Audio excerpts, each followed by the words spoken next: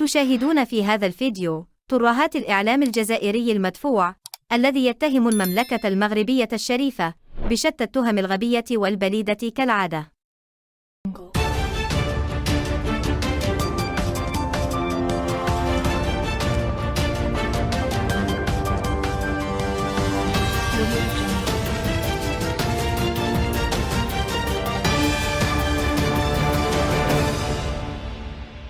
أنا أظن أو كما يرى العديد من الخبراء أن هناك العديد من العوامل التي يعني حاول النظام المغربي أن يوظفها فيما يخص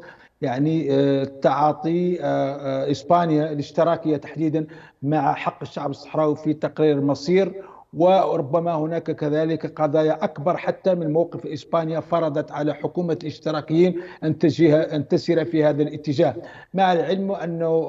هناك شبه إجماع على مستوى كل الأحزاب السياسية أن هذا خطأ فادح جدا وخطأ استراتيجي جدا. بدون شك أن إسبانيا الدولة وإسبانيا الشعب سيدفع ثمن هذا الموقف، مع العلم كذلك أنه إلى حد ما ترى بعض الأوساط السياسية بأن هذا الموقف ربما فرضته بعض العوامل، من ضمنها ما يوظفه النظام المغربي من إرهاب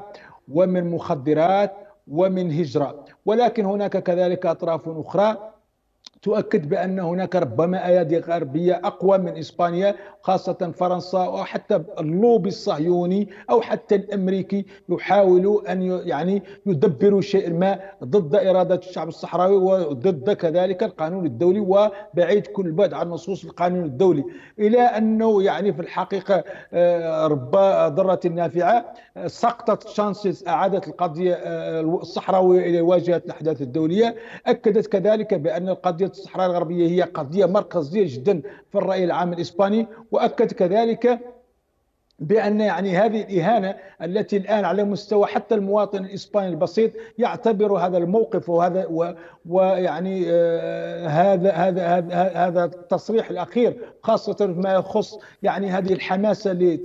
للتقارب مع النظام المغربي، يعتبرونها إهانة للدولة الإسبانية ولتاريخ إسبانيا وللشعب الإسباني، لأنه للأسف الشديد المغرب إلى حد الآن لا يقدم لإسبانيا إلا الإرهاب وإلا الهجرة غير الشرعية. وهناك حتى بعض الخبراء الذين أكدوا بأن إذا كان مثلا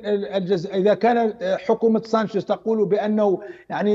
قد فشلت في مثل موضوع مراقبة الهجرة، أو أن النظام المغربي يعترفون ضمنيا يبتز إدارة أو حكومة مدريد فيما يخص موضوع الهجرة، هناك بعض الخبراء يقولون نحن لنا جار أهم من المغرب الجزائر، والجزائر يقولون لها حدود مع 7 دول إفريقية ولم تجرؤ أبدا، بل أنها تتعامل بلباقة سياسية ودبلوماسية محترمة معنا.